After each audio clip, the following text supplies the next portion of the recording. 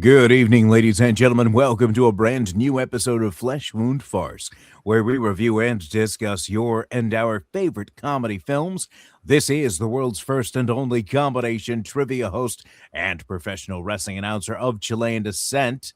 Currently resides in Southern California. From trivia nights to title fights, your voice of choice, the stunningly stupendous student of stupidity, Ozzy V. Also with me on this program, as always, first in the Northern California Bay Area, world-famous juggler Greg Larson. How you doing, Greg?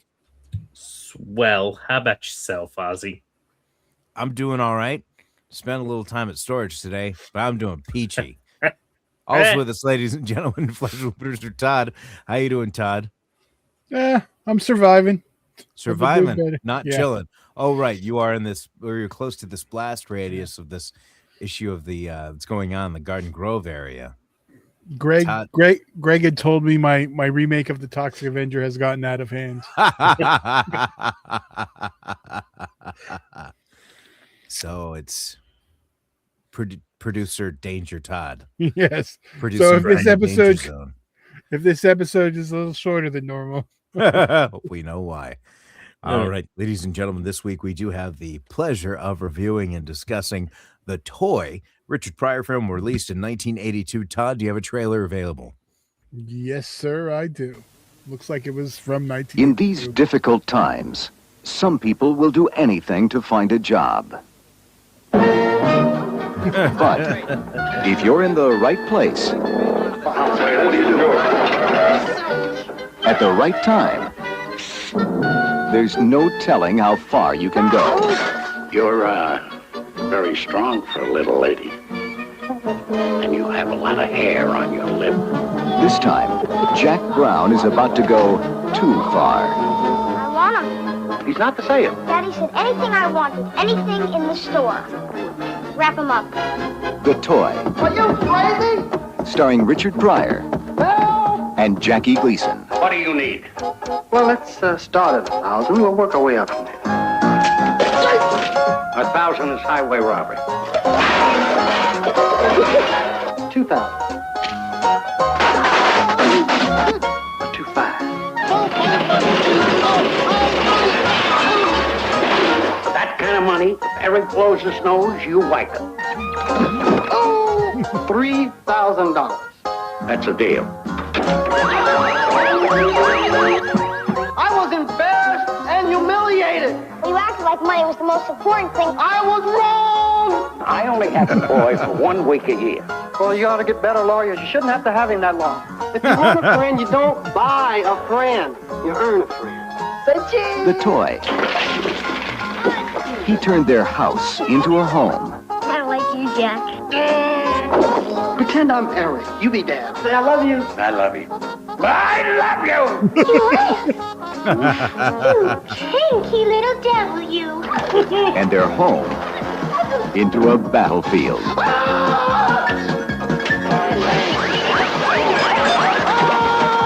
You're fired! You owe me!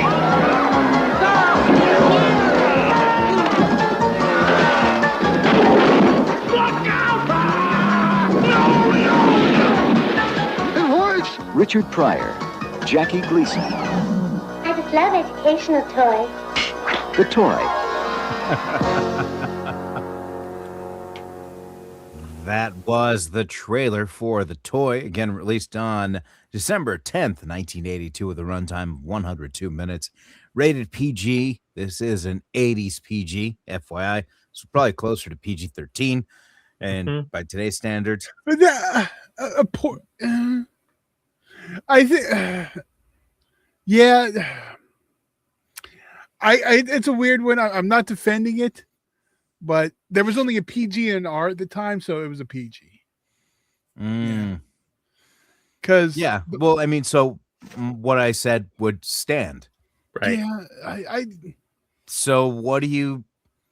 Do you not think it would be a PG-13, Todd?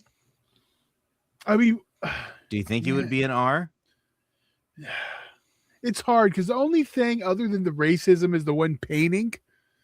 And like that's like Disorderlies level, which I think Disorderlies would still get a PG. You switch, by the way. It's really funny that you mentioned Disorderlies because I swear I'm trying to go back and forth between the casts to find the name of the guy. So in the trailer, the individual that says he's not for sale or that's not for sale, one of the store executives was actually the police chief from Disorderlies. Oh, nice.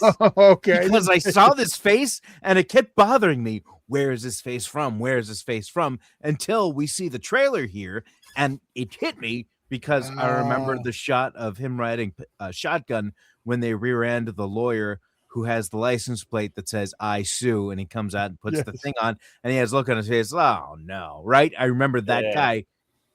That's the guy. Unfortunately, it doesn't look like he was credited in Disorderlies. Unfortunately. Because I have Cop 1, Cop 2, and Huge Cop. Those are the only cops I have, but he was like the detective because he was all dressed nice. But anyhow, did anybody else find it strange how you had Ned Beatty in this movie as well as Richard Pryor? And the only reason why I found that weird is because Ned Beatty played Otis, right? In Superman 1, 2, and 4. Who directed it? Richard Donner. Yeah. So why do you think he's in there? And also, I don't know if I should go with this already. How did he like channel his inner Richard Lester for that opening? Because that is such a Richard Lester opening. I was like, am I watching Superman 3? What happened here? Am I wrong? That's a good point. Yeah. No, it's a fair point. It is early on, so I guess some leniency can be given. Maybe. I have a lot to say about this one. Okay. I'm not jumping in yet because I'm curious on your guys' take, but this is another one of like earliest movies I remember seeing. Would have been 5 when it came out, saw it at the theater. I too wanted to own myself a Richard Pryor, but I didn't understand what was wrong with that. So I would have taken a Wonder Wheel and been happy. But is this your guys' first time watch, or have you seen it in the past? This is a first time watch for me. Yeah, this isn't a first time watch. And the problem you had, Todd, was that you didn't try to buy a Richard Pryor in front of a Confederate flag.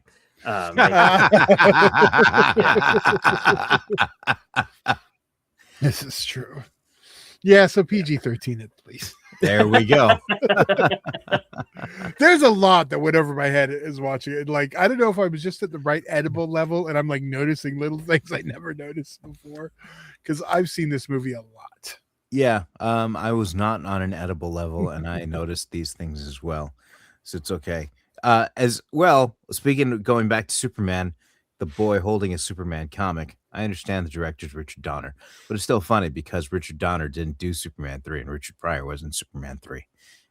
And Richard Pryor even says the line, "Truth, justice, and the American way, that stuff's not for me."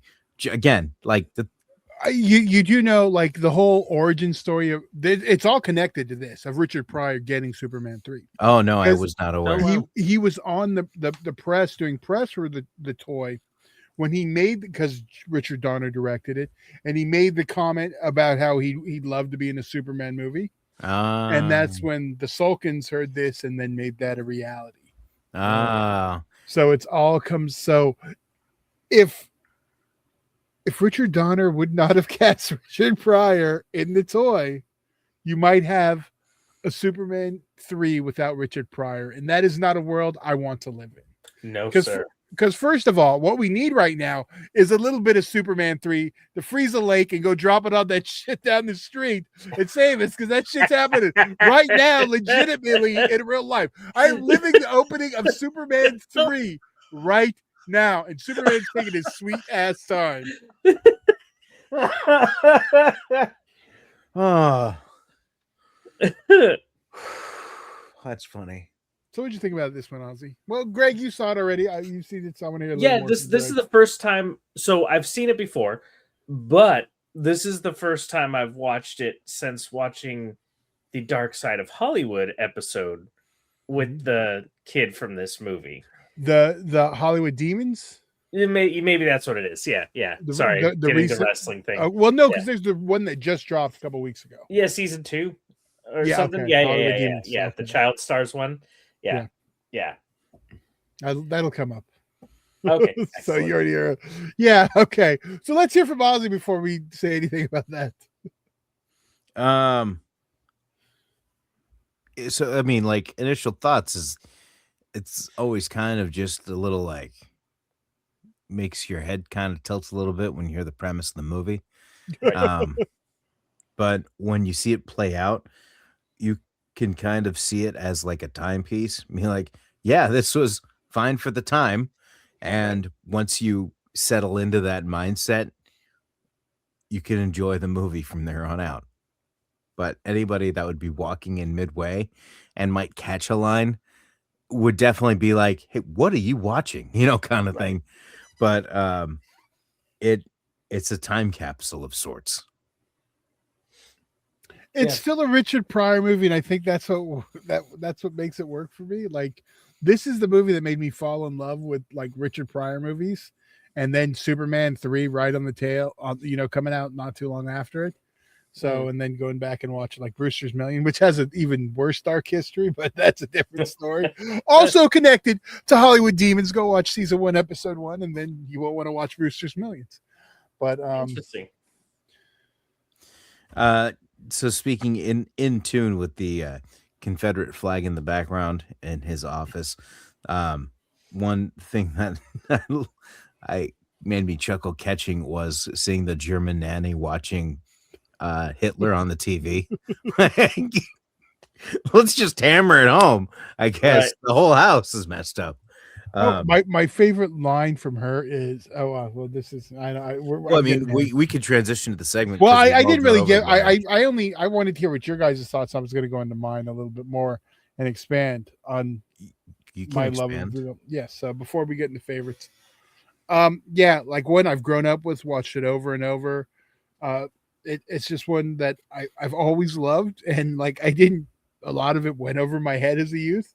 Mm-hmm. As I got older, I picked up, obviously the Southern aspect of it, but I don't know. It just really, it doesn't, it's just Jackie Gleason. It works.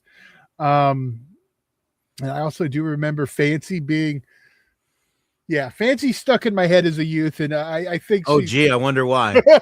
I was like 5 at the time, though, so this is early. Couple of reasons. Yeah. So, but like the other stuff, and like Greg, we'll talk about that. The Hollywood Demon stuff. Some of the stuff that came out was like, I still think I wanted a Richard Pryor back then, knowing what I know now.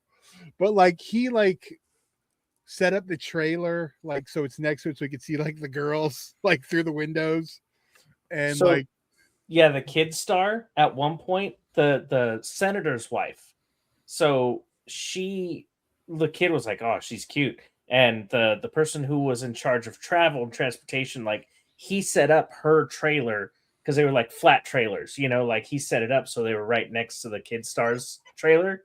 And so when she changed, he got a great view of everything. And the kid goes to the guy and he's like, hey, thanks for setting the trailers up that way. I owe you dinner. And the guy goes, no, you owe me lunch. The other half goes to Richard. It was his idea.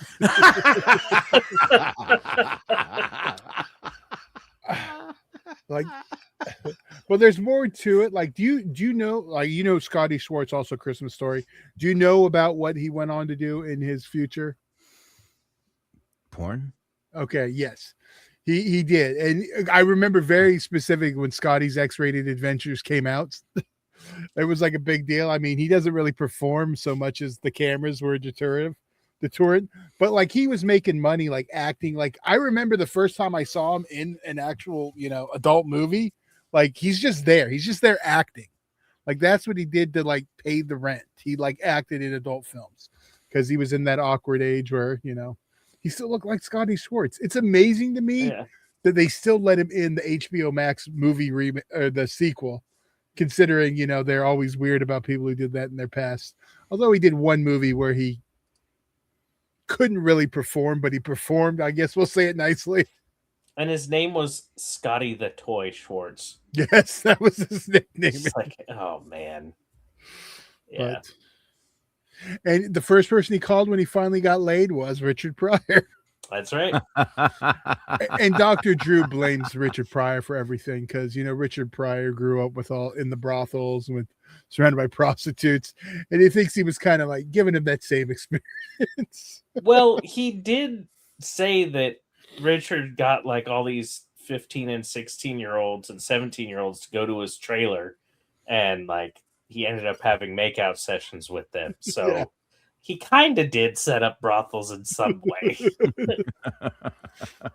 Again, and I'm still with I'd still want a Richard Pryor. Right, 100%. So I do apologize. One thing I did forget to cover after the trailer, I didn't cover the stats of writers and directors. The screenplay was written by Karol Sobieski, and it was based on a foreign film by Francis Verber and directed by Richard Donner, just to get that out of the way. Todd, So we blame the foreign film on it. Todd, do you now feel comfortable sharing your favorite moment?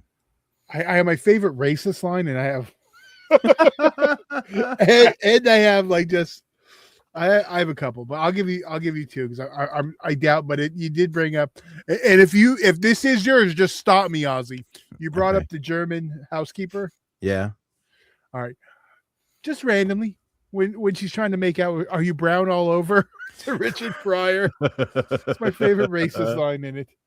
And then always makes me laugh still to this day when we get Jackie Gleason underwater. You son of a bitch. Just because it wouldn't be a Jackie Gleason without him getting a some bitch in there somewhere or something. Well, yeah.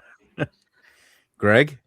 Oh man, the part that made me I don't know how I missed this the other times I've watched this film, but I laughed way too hard when Richard Pryor at the end, he's driving a little go-kart thing. I have others if you want to. No, you can take it. I have one more. No, go for it. Go for it. So I've got one that said there's a moment where Richard gets the check for $10,000 to come back, and he looks at the guy and he goes, "Me and my wife were about to make love. You could join in." I have that one down too, and I didn't do it just in case. I'm glad. But yes. So yeah, towards the end, there's a scene when he's driving like a mini go-kart vehicle, is Richard Pryor, and Grand Wizard Klansman ends up on his hood, not dressed in the garb, dressed in a regular suit.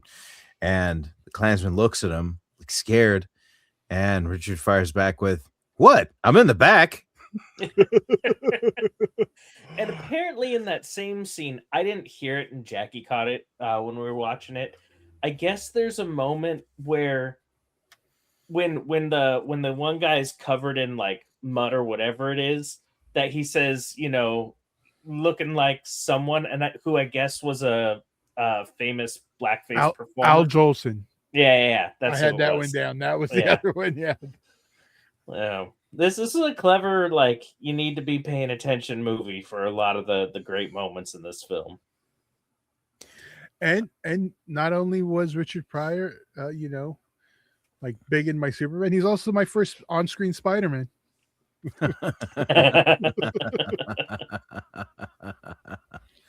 All right. Do you guys have any critiques? Yes. And it's one that I've brought up before. So much so, like, I had to look up if maybe I was wrong. Of course I wasn't. But what is it with some of these actors in films that can't do a proper jumping jack? Like, when your arms go up and out, your legs are out. Not arms up, feet straight down. I don't know why. It's not the first film that I've seen this in, but somehow these people don't know how to do a proper jumping jack, and it irks me each time. Todd? We didn't see the modeling of fancy for the painting. That's fair.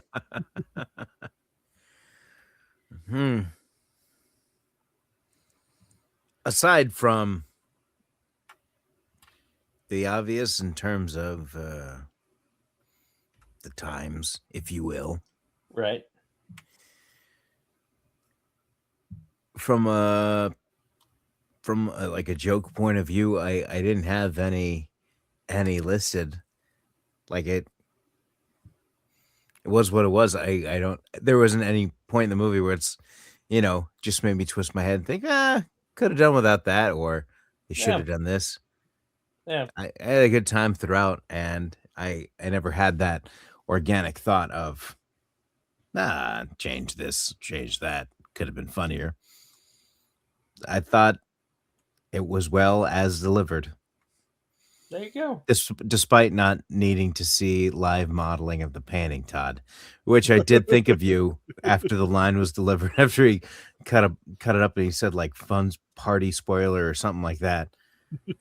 I thought that was am like a Todd line. surprised you didn't have any issue with the going over 90 minutes.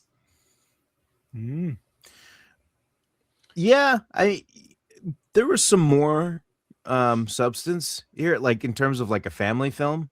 Mm-hmm. Like, See, that's the thing I was thinking about while watching this.